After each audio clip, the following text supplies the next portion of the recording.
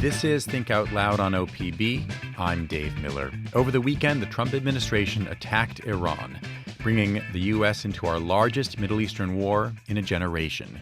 The president has said that the war against Iran could last 4 to 5 weeks or longer, and has put forward a hodgepodge of objectives. Oregon Democratic Senator Jeff Merkley says the war should never have been started at all. We talked this morning. I started by asking how he first heard about the attacks. Well, I first heard about it from news media. Like most Americans, there was very little conversation between the administration and Capitol Hill in advance. From what I understand, Secretary of State Marco Rubio has said that he did give the so-called Gang of Eight, that's the bipartisan leadership of the two chambers, as well as bipartisan heads of the armed services and intelligence committees, advance warning, but that's not to seek approval. That's just to give a small subset of lawmakers a heads up.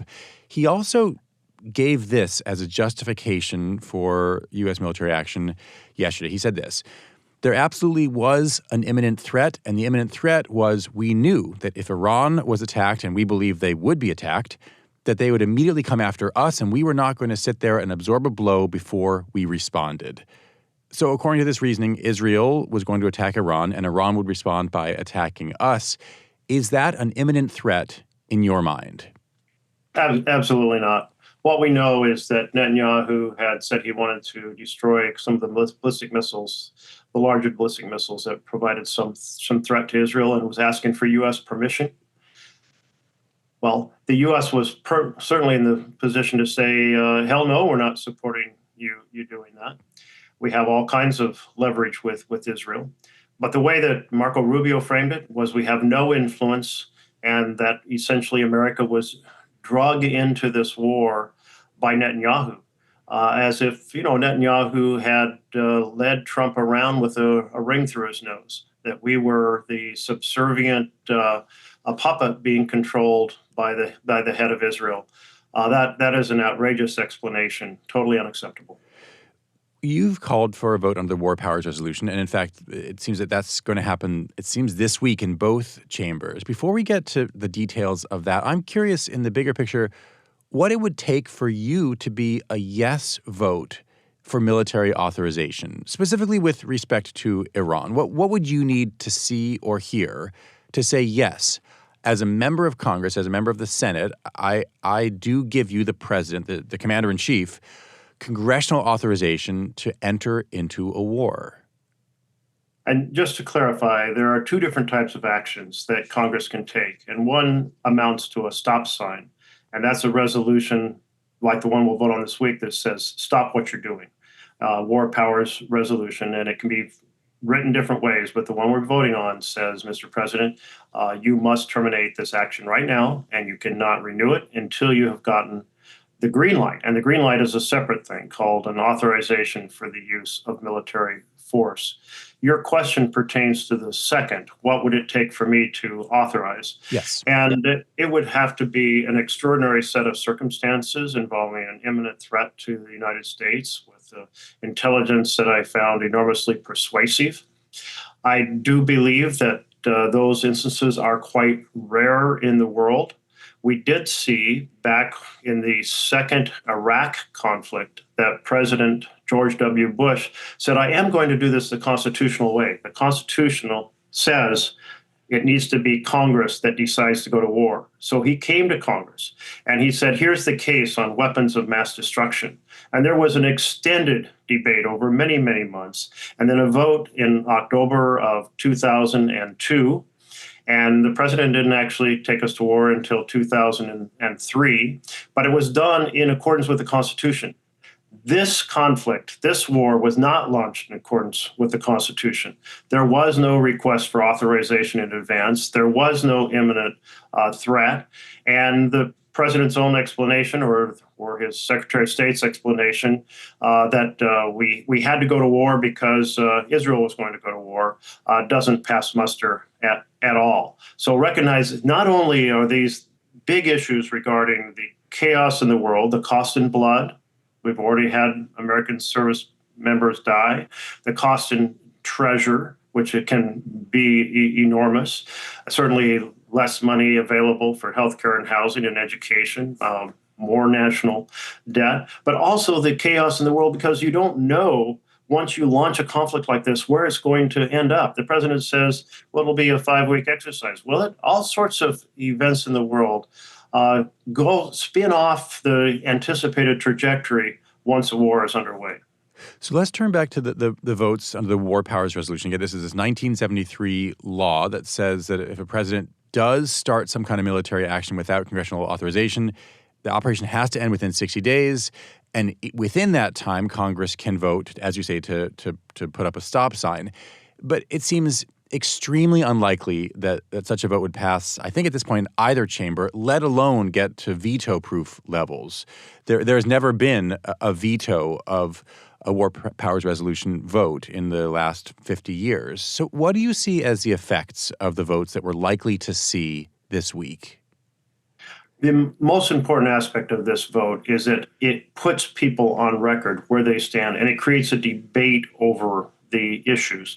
It isn't at all rising to the level of what Congress should be doing, which is holding a debate on an authorization before a war is launched. But under these circumstances, at least it creates a public debate and a vote to show where individuals stand, which allows the public in a republic to say, hey, member of Congress, my senator, my House member, I like what you're doing or I don't like what you're doing. And that, in other words, at least it's flexing the muscles of a democracy, even though we understand that in this case, as you point out, it takes a simple majority to pass it, but it can be vetoed, and then it takes a supermajority and to overcome a veto, and that seems extraordinarily unlikely.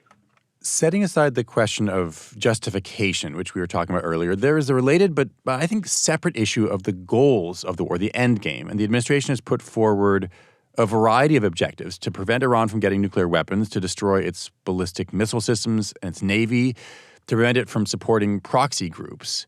What do you make of these different reasons? Yes, there's been quite a laundry list. I mean, this conversation started with Netanyahu arguing to take out ballistic missiles.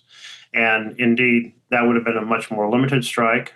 And it might have been something that occurred and with negotiations to go on with Iran after. Realize that our attack occurred in the middle of the negotiations we were holding with Iran related to their nuclear program. So it started with that conversation about ballistic missiles. Then other things were mentioned, like, well, we want to sink their navy. We want to stop their ability to support proxies. We want to support the protesters who are showing opposition, and we want to support regime change. Take out their leadership, get somebody else in charge. This is quite the soup of every possible idea. It shows there wasn't one clear plan, and a clear plan would have involved, well, and how do you want this to take shape after these strikes?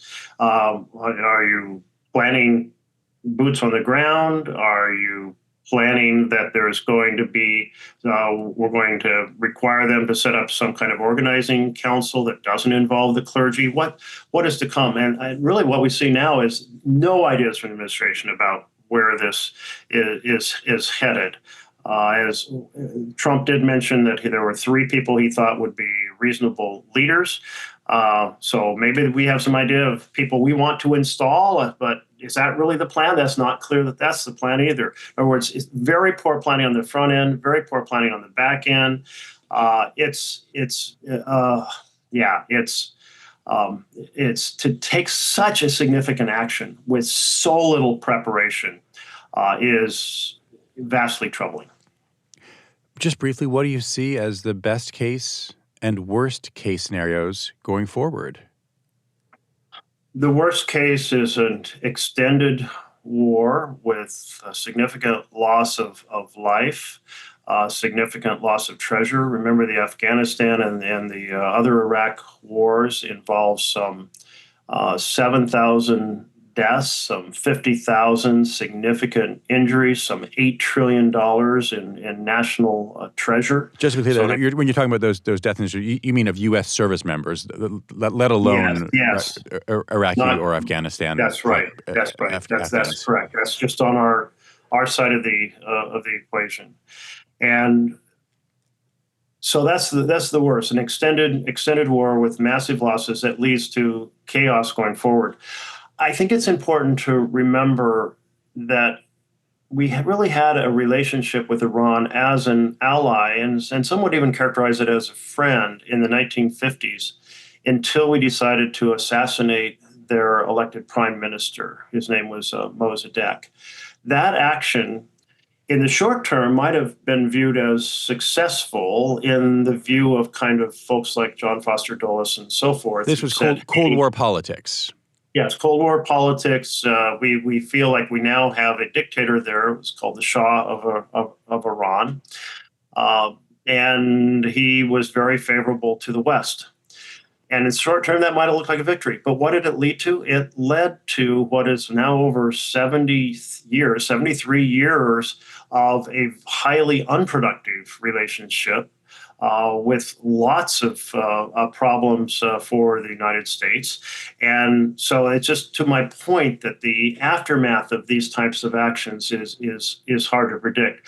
But you ask the best case. The best case, we vote for the War Powers Resolution, shut this thing down immediately. We go back to the negotiating table. We'll resolve the issues over the nuclear program in Iran, and they reestablish a leadership that is a whole lot better leadership than they had under the Ayatollah. Senator Merkley, thanks very much. You're very welcome. Jeff Merkley is one of Oregon's 2 Democratic U.S. senators. We spoke earlier this morning.